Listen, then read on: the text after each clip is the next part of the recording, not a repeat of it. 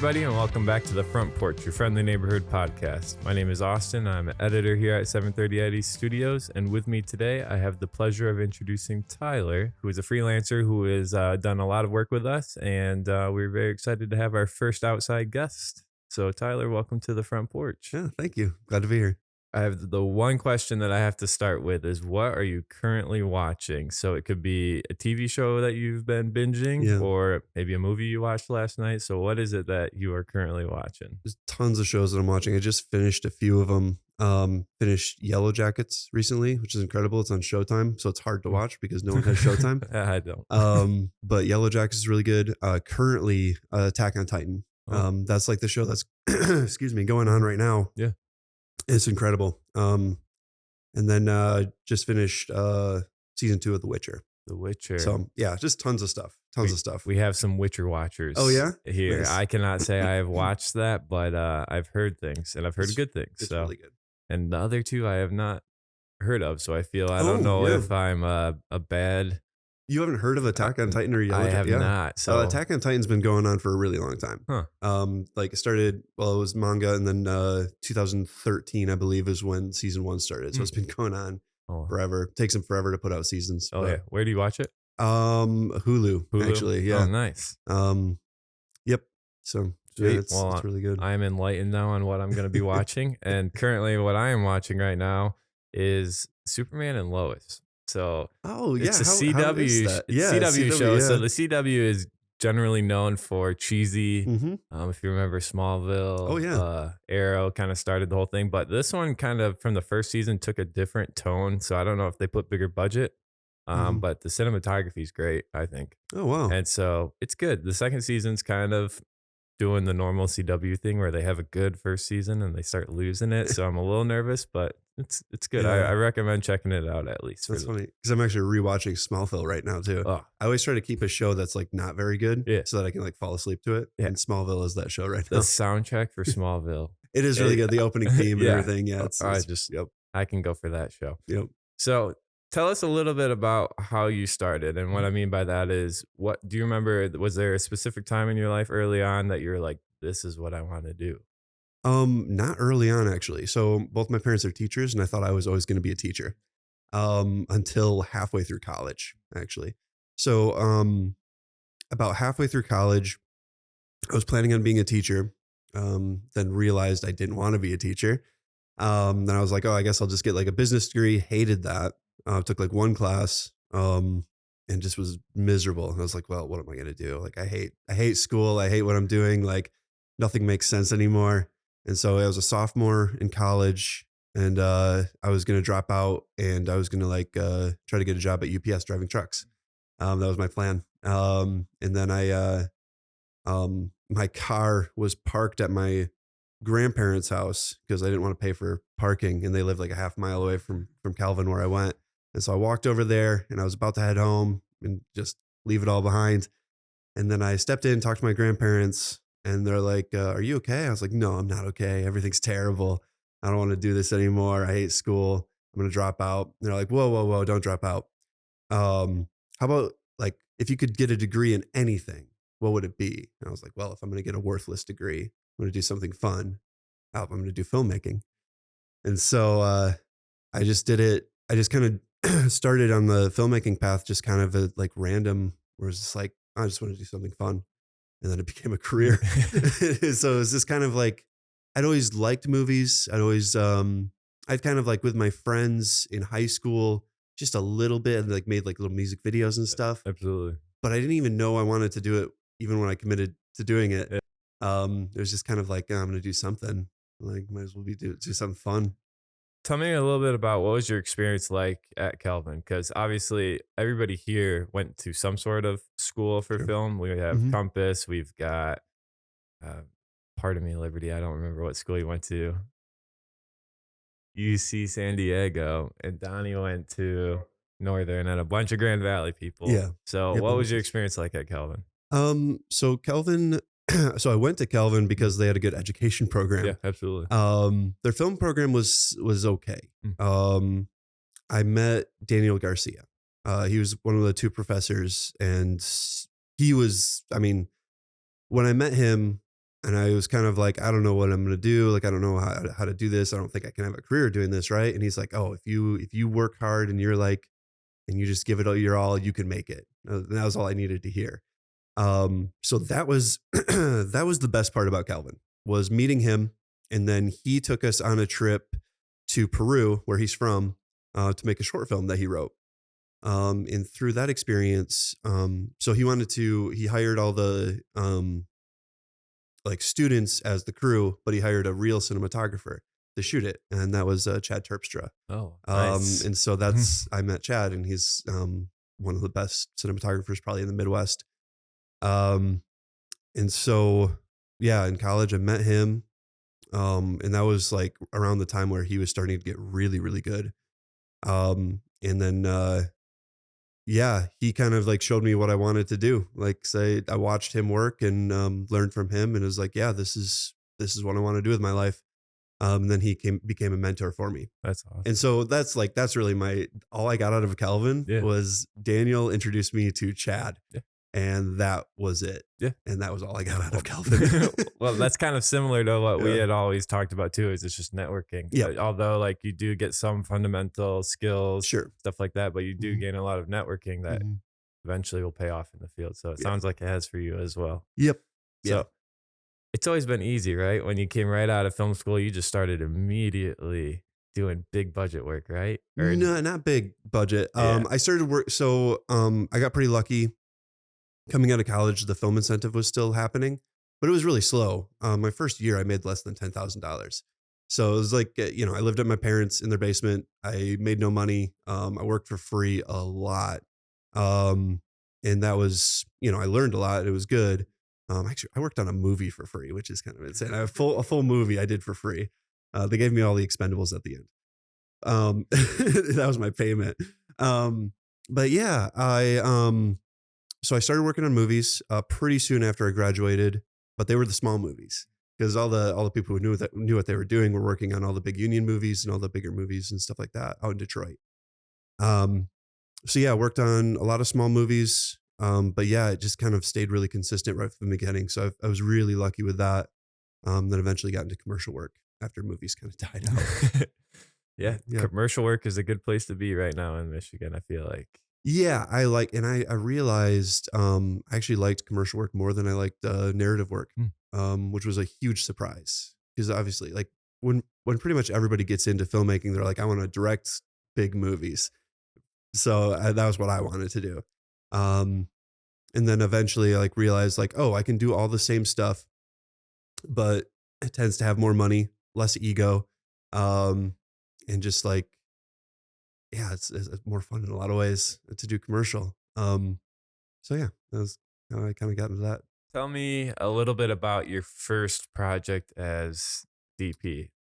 Oh, wow. If you can remember that. I do remember my very first one. Were you nervous? Were you walking in with confidence? It was such a small project. Well, I guess it depends. First paid project or first first project? Let's do both. Because I'm sure you learned something from the first one.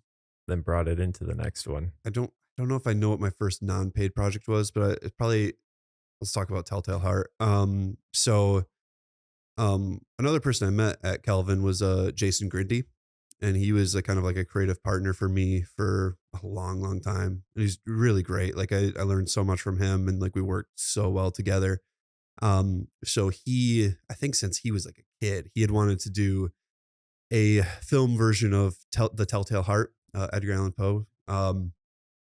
And so, cause there's no good live action version of it. And there is now. So we made a short film, based on the Telltale Heart, and, yeah, it was incredible. It was an incredible experience. We were both kind of like in and around, company Gorilla, in town. And so they let us use their camera and lenses and stuff like that, and lights and everything. And, I had worked on movies at that point. So I had some of my friends from movies come over and help me light it and stuff. And Chad Terpstra actually operated on that for us, because that was the way Gorilla let us use their stuff, because they wanted somebody they trusted. Yeah, absolutely. So we were just like college kids essentially. Yeah. But yeah, was I nervous? Not really. We did so much prep for that. And then we had like, Chad was kind of there as like a safety net. Yeah, it was a really cool experience. Like it was like probably one of the most creative things I've ever done, or like most creative that I've felt. Because it's kind of like it was like the first real thing that I like put my heart and soul into, and it turned out pretty decent, especially for like we were like 22 when we made it, and it was just like tried really hard, got into film festivals with it and stuff like that, and it was fun experience. First paid thing, I don't. It was some like really small furniture company. I don't even remember what it was. Not one of the big ones in town. Um, but yeah, it was a thing. My friends, Tyler Holman and Dylan Borger, they were doing this project for this furniture company. It was like no money, but they had some money. And so they were looking for somebody to shoot it. And I think it was Holman was like, "Oh, Tyler wants to be a DP. Like, let's ask him to do it." Because Tyler had been ACing for me a little bit at the time. And so they asked me to do it. And it was cool. It was the first time I got paid to shoot something. And um, yeah, it was a goofy little thing. I don't even know if it exists. But yeah, I got paid. If it's someplace on the internet, we will find it. I'm sure. You can't delete that. Yeah, good luck. I don't remember the name of the company. So, but yeah, so that was really cool. That was like the start of, commercial stuff. And, yeah. What's your, process of pre-production? So obviously I think it probably varies based on certain projects, because one project you might have a couple weeks before, some weeks you probably have a couple days. So or a day, or you just show up. Varies. So what do you tend to do before you step into a project? Well, usually it starts with a text, like, "Are you free?" But yeah, it depends. For projects that vary so much. So let's go like more like the bigger projects. So what I like to do is I usually just like have a meeting with the director, and then just kind of like go through the creative, because usually like by the time I'm involved, like the creative's done, like everything's pretty much locked in, and it's just ready to go. And so then I just give my like 2 cents, but more it's just like absorbing information, and then just sometimes looking at images, because every director is different. So what I try to do is I try to like, if it's somebody I haven't worked with before, I try to like figure out kind of like how they work, like what they want from me. Um, and then just kind of absorb information, and then I kind of just like go home, process it. Maybe like I make some like lighting lists. Sometimes I just like sketch out some ideas. If they have location photos, that's super helpful, because then it's just like, then I just make like a lighting plot. I really like making lighting plots because that just like helps me think through. Do you draw them out on paper, or do you use the app now, or what are you doing? A little bit of both. Just for quickness, I just write it out. Like I'll just take like just any piece of paper that's close, and I'll just like draw a box, and then just like draw the lights in the space. And then if I like feel like spending the time or have more time, then I use like some sort of computer program. There's like what is it called? It's like there's I've seen one through Aperture. It starts with an S, I think. That's the one I've seen. There's a few. Yeah. And I've used this just a variety. I haven't found one that I'm like in love with. So I feel like I use like a different one every single time, honestly. So now we know Tyler's going to create an app. Oh, okay. He's going to make a lot on it. Because I'm really bad at working on computers.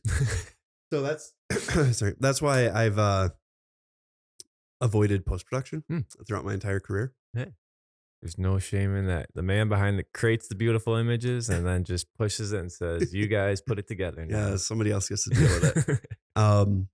Yeah, so that's part of why I haven't really found an app that I like. Cine Designer is something that I really want to be good at and use.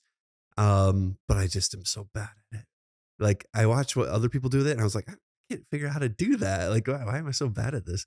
Is that the one from Matt Workman? Yeah. Yeah. Yep. Because I had followed him for a long time. Like I loved when he did his like his YouTube videos of just like breaking down stuff. I learned so much from that. It was incredible. I'm so sad that it's gone. Yeah, I reached out to him when I was in college because I needed for my senior thesis class or whatever, I needed to talk to professionals, and I was just like, hey, I'm gonna shoot for the moon on this. I'm gonna reach out to him, and he was kind enough to answer a bunch of questions for me. So I was just like, so cool. At that time too, I was watching all his lighting breakdowns and stuff like that. So although he's transitioned now into the more of the virtual reality world, it's still cool to see. And they're really good references. Like you just learn so much from that. But, absolutely. So you do your lighting designs, something like that. Do you pick out the camera package, or is that something that sometimes you already walk into?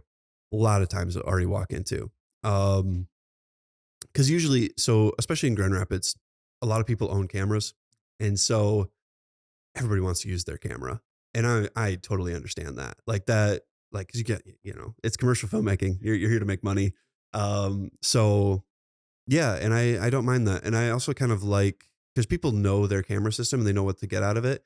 And so it kind of is a lot of times really helpful when like people will be like, oh yeah, like do this with this camera. Like, like this setting's actually what you want to use kind of thing.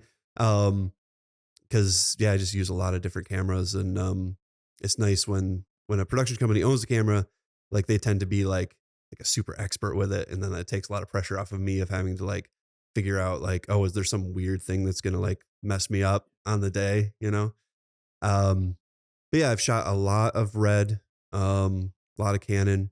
I own a Blackmagic now. Nice. A couple. I have the 12K, which is a silly camera, but, yeah. And then I have the Pocket 6K. Awesome. Well. And are you picking out your crew sometimes, or is it similar to the camera package where sometimes you step into a project and they kind of have a crew assigned? Or yeah, it's a little bit of both. Usually I get to pick people. It's very rare, but like the thing about Grand Rapids is it's a pretty small market, pretty much know everybody. So even when people are getting picked for me, it's like, oh yeah, I know these people. I like them. Like I like working with them.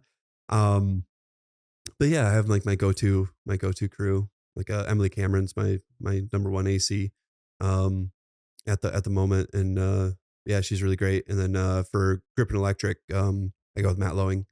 But then like the thing is they're not always available because they're both in very high demand, and so there's a lot of other people that are really great. In GR.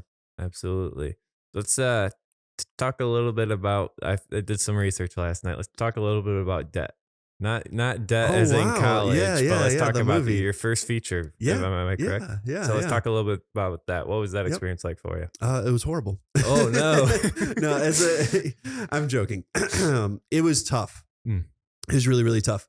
Here's the thing. I'll say this about movies. Up front, I've had like 2, maybe 3 good movie experiences, and I've worked on like over 20 movies.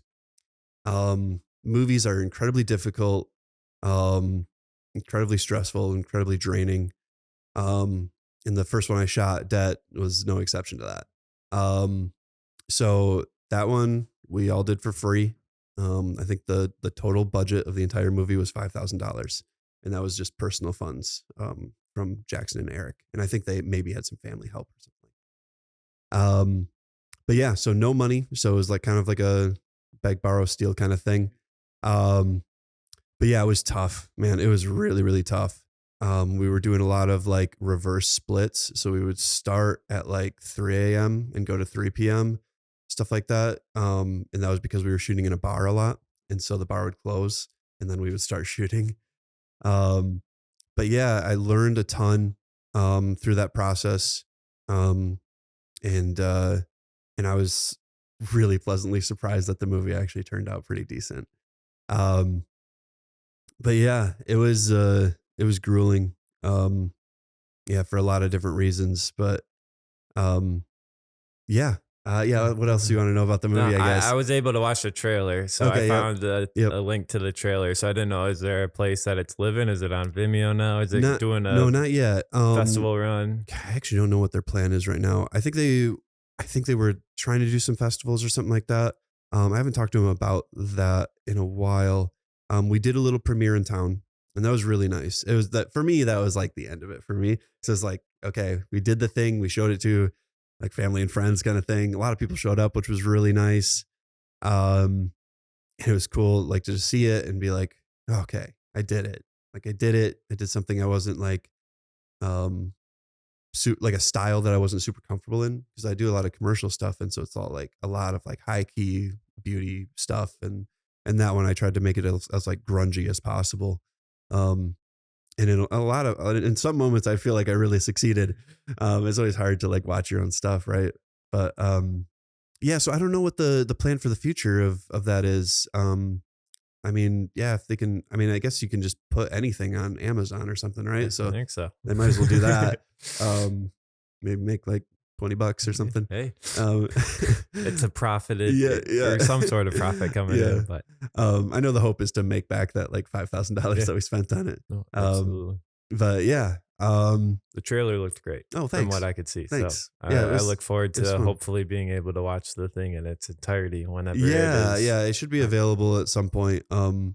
Yeah, so it's a cool little movie. Yeah, it worked so much better than I thought it was going to. Like it's, you know, you go through the whole process and like it was really tough and everything, and we all kind of left the thing I think kind of a little depressed, and and for it to like, and then the editing process took forever too, because it's all for free, and Jackson was doing it pretty much by himself, and um, Jackson was the director. Um, and so he was just like, you know, working and then on the side trying to finish his movie. Um, and so, yeah, I'm just happy it got finished. I didn't know if it was going to get finished or not. And, so yeah, I'm really proud of Jackson, specifically for like sticking through. Cause I mean, it was hard for me, but it was way harder for him, you know, like it's just a whole nother level when it's like, it's your baby. And then like, it's like all on you. Um, Cause yeah, after the movie was done, I was just like pieced out. I was like, I'm done with this, like moving on. But yeah, he stuck with it and finished it. And so it's always an impressive thing to even make a movie. And then for it to actually like be watchable was really impressive to me. So I'm really happy about that. for sure. So when you're doing so, say for that feature, were you involved at any point when the editing process was going through with just some sort of coloring, or do you kind Yeah. of just stay away from that? No, so I was even involved in the script phase a little bit on that. He had showed me some earlier drafts because we had done a short film for a really long time ago. And so I knew I was going to be part of the feature kind of thing. He had been talking to me about it for a long time. And so I had read earlier drafts of the script and stuff, gave notes. Um, and a lot of it was like the core team was Jackson Hall, Eric Heising, and me. Um, and so yeah, we were all involved in all parts of the process. Um, Jackson being the most involved, obviously. Um, so yeah, from the script to like we did a ton of prep. We planned out pretty much every like shot for the most part of the movie. Um, and then yeah, through editing, obviously I didn't do any editing. But I saw early edits and stuff like that, and we talked through them, and it was like, how do we want to fix this? Um, how do we fix this horrible thing and stuff like that? And then through color, yeah, I was there through color as well. Um, and so yeah, yeah, I was there through all the process. Just like it was mostly I was just there to just like kind of give little notes, just thoughts, stuff like that. I wasn't like heavily involved in any of it, but I was involved in all of it. Yeah, a nice Makes sense. collaborative effort to get it through to the Yeah. finish line. Yeah. And it was good. Like, and it was just good to have, I think for Jackson to have people to show it to, which was me and Eric mostly. Yeah. So I remember there was like, I remember when we saw, um, the first draft, he was ready to show somebody in the edit, and I hadn't talked to him in a while. Cause me and Jackson kind of had some like tough times on the film together.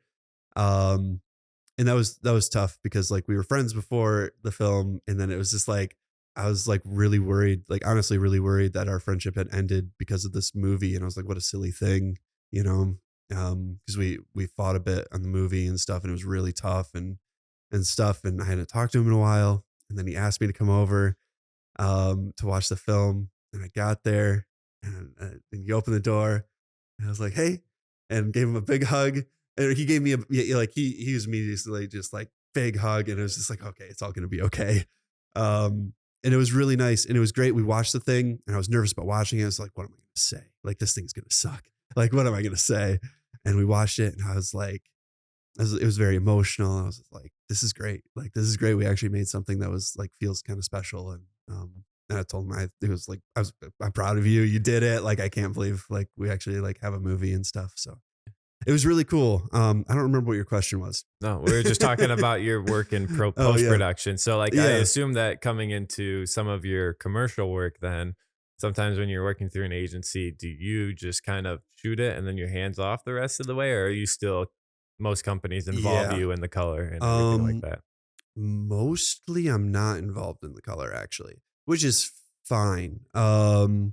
Like most people don't screw it up, you know, it's not hard. I try to shoot it in a way that it needs very, very little help in color. So just, you know, whatever LUT we're using, I'm just like, this is what I want it to look like. And then if somebody can make it better, fantastic. I'm all for that. And I don't feel like I need to like micromanage that process at all.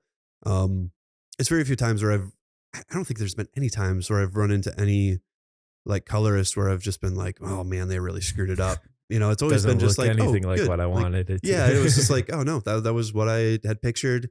But I haven't really done anything that's needed like really, really heavy like color correction in terms of like a very specific look.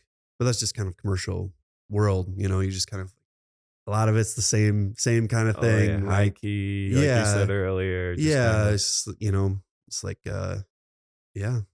saturated colors and, you know, it's just like, happy, pretty, whatever. It's, So, I think I would be more involved in color if I did more narrative stuff.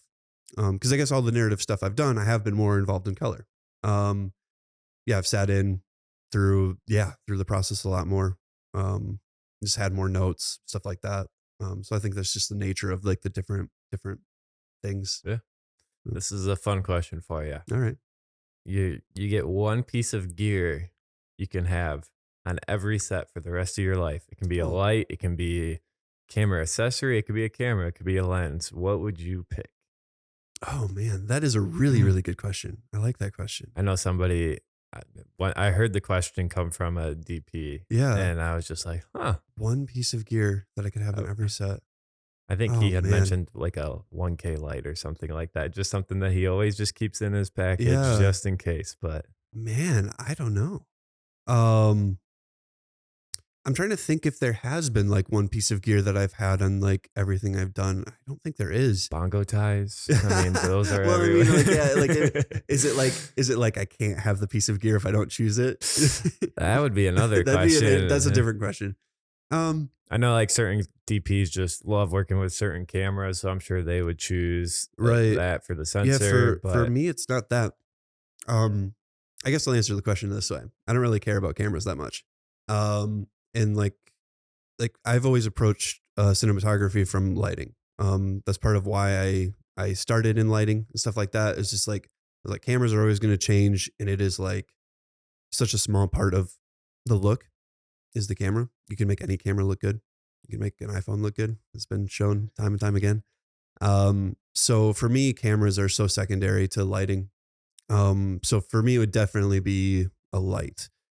But what light it would be, man, I don't know. Actually, you know what? I will answer it. But it's not an every job thing, but I really love, super softs. For studio work, I think every studio job I do, I'll have a super soft. So maybe the 8K super soft. I think that is a beautiful light. I think it's been forgotten. And I think it's just incredible. So I really like those. I think they're really cool. That's a great answer. Do you have a favorite project that kind of comes to mind when you think of top of the line stuff that you're proud of? I've got different answers for narrative and commercial. I'll start with commercial. My favorite commercial project was this Herman Miller project that I did with Carson Brown, who I think is a brilliant director, brilliant artist. I happen to think that this was 2016. It was 2016 or 2017. Because Little Austin was on that set for about 10 minutes. Oh, really? And I didn't know you at the time. Wait. Tyler was AC, was he not? Yeah. Yeah, my dad had worked at Herman Miller, so I was walking around during that, and I know you Yeah. had Lowing, Yeah. and Carson had the broken arm, and Yeah. yeah, so I was You were actually there. on Oh, that set. So wow. That was, I was yeah. still in film school, so I was just kind of checking it out. I was like, Yeah. "Yo, this is sweet." So Yeah. yeah, That one was really no, it cool. looked incredible from Oh, what I was thanks. seeing. So Yeah. Thanks. tell us a Yeah. little bit more about that. Oh, that's so cool. That's so cool you were there. Yeah, that was so fun. Just the creative on it was just such a cool idea. Um, it felt like a real commercial, which is kind of rare. Everything tends to be more like corporate, especially in GR. But that was like the first one where I was like, oh wow, I'm doing something that's actually like really cool, and it's still, I feel like it's probably the best thing I've done. In some ways. Um, but yeah, so Carson came in with a really cool concept. And he's just like a really, really good collaborator. He's shot a lot of stuff as well.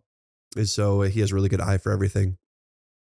And yeah, we shot in Herman Miller's kind of like daylight studio kind of thing. They have some north facing windows. Um, so it's interesting in that way where it's a studio shoot, but you're using daylight. So we had like HMIs and stuff, which is opposite of, it's always tungsten in studio. At least for me, I go tungsten. Um, but yeah, it was really amazing. Yeah, just working with Carson and Zach, the producer. Um, and then yeah, the whole crew was really, really fun. That was back when I was working with Tyler Holman a lot. Um, and he was, yeah, I mean, he's one of my best friends, and he was one of my best collaborators. So yeah, I just look back very fondly on those memories of that shoot, because it was just such a fun one. Absolutely. And it looks good. It And that does. was it was really nice to finally like shoot something that I felt like I could be proud of. Because most things that I shoot, I'm not like, even if it's like good, like it's still just like hard for me to look at. Yeah. Because it's just like, oh, this We're could our have been biggest better. critics. Yeah, exactly. And that's common for pretty much everybody in this business. And so that one was special because I look at that and I was like, yeah, not much I would change. I mean, there's things now, especially, that I would change, but like, yeah, it's just like, man, that one holds up. So yeah, I like that one. What has your experience been like working with us? We've had you on numerous sets here and there, so Yeah, it's just been a tell me few a little now. bit about that experience and Yeah, how'd you get connected? Was it through so that's Dane, a or good what? Did you question. know Andy or you? Um, I actually don't remember exactly how. I think the first project I really did with you guys was that breaking down of that giant machine. Oh yeah. I don't know if there was anything before that. Obviously, I was aware of you guys and stuff, and I've known Dane for a very long time. Um, Dane was a DP on a short film really early on, and that was like one of the most random things I've ever done in my life in terms of like getting on that project. Because it was there was like a post on Michigan Film Office or something like that when that existed. And so it was just like a random person who said, yeah, I want to gaff this short film down in Kalamazoo. Um, and then I met with them, and then I told them that I knew Chad Terpstra, and then there's like, yep, you're hired. And so, yeah, that's how I met Dane. And so I've known Dane for a very long time, worked with him on movies and stuff, worked with him on just a variety of stuff over like, it was like 10 years ago. And so known Dane, and I knew he worked here. Um, and I think that was the first project, but there might have been something else that I'm not remembering. Um, but yeah, it was great. I really love the community that you guys have here. It's a nice thing about like when you like work with a company and it's all just like a bunch of good people. That's like the most important thing to me. Um, over the quality of work, over everything else is like, is like the culture, the environment, like good to be around. And this is a cool place. So yeah, yeah, I really enjoy working with you guys, and yeah, it's fun. I think I'm trying to remember most recently. I don't know if it was the Chicago job or if it was a Hayworth Mm, thing, but it was um, probably a mix of both yeah, I because don't they know. probably It's a happened in the same week yeah, because that's somehow times how it goes. It's just yeah. 'Cause boom, you guys boom, are always boom. busy. You guys are always doing like so many different things. Yeah. Um, but yeah, no, it's just yeah, it's a great company, and you guys seem like you're doing like really good work on a very, very consistent basis. Um, So yeah. So is there any final advice? Oh boy. This is the worst question that anybody always asks, but I feel like I Any have advice? to, because obviously you had great experience in college that stuck with you. Advice or just a relationship that kind of kickstarted you, and Hmm. you always look back to that experience. So obviously right now things are a little bit different, a lot more commercial Hmm. in Michigan, whereas now I saw that the incentives are trying to come back in some way, Yeah. which could change, pivot things if Yeah. it goes through. I think it'd be really good. So for the young cinematographer out there that's All right. gonna start on their journey where, like you said, you're living with your parents, you're Hmm. grinding through free jobs here and there, what would your one thing be for Yeah. them? So advice for yeah, somebody who's just coming into cinematography, just shoot all the time. That's the big thing. Like just always do your own personal projects. Because no one's gonna give you anything. You kind of have to prove your passion. And then once you prove your passion, then you can like hopefully get lucky and then people start hiring you. But yeah, it depends like what you want to do. But the thing, like the thing you can control is you can just shoot all the time. Um, and then try to build relationships with people who are actually working in the industry. Because if like I built my career just on being hardworking and being likable, and that was it. Like no, I like the talent. Like if I had no discernible talent at all, I still would have made it. I think because it's just about like if you work hard and people want to be around you. Um, that's why I hire people, and that's why I've gotten hired. Um, so yeah, I would say like yeah, those are the important things. And then in terms of like getting your foot in the door, you just kind of gotta find people who want to be like around you and work with you, and then you can kind of build from there. And it's a it's a slow process. So it takes a lot for people to like trust you with a lot of money on commercial projects, especially like when you're controlling the look of the whole thing. So you gotta earn that trust. Absolutely. Where can people find out more about you? Oh Uh, boy, about me personally, nowhere. Personally, you have a website. Yeah, so I have a website, tylerscottgrimm.com. Yeah, tylergrimm.com was taken. Oh no. So it's on sale for like $1,000 or something Oh, annoying like that. not worth it. No, it's not like that. So yeah, tylerscottgrimm.com or tylergrimm.net. Awesome. Um, yeah. That's my website. It's mostly up to date with it in terms of like the full commercials that I have on there. My reel is like 5 years old. It So, looks great. I watched it oh, last oh yeah, night. did you? Okay, cool. Thanks. I need to remake it. I just don't want to. No, that's a tough thing Yeah. once you, and especially if you're busy, it's just one of those things that's Yeah. like, well, Yeah. I shot something this week that I would love to throw Yeah. in there. So And also would require working on a computer. yeah, It's it's not my just favorite no, thing. So, no. Awesome. yeah. Well, Tyler, we appreciate you coming out here Yeah. to be here in person for this podcast. We look forward to working with you on projects throughout the year and the many Thanks. years to come. So this is the point where I usually say get off the porch, but Tyler is just too nice of a guy that I can't say it. So we're just gonna end it right there and say see you next Oh, time. thank you. Yeah. Thanks for having me.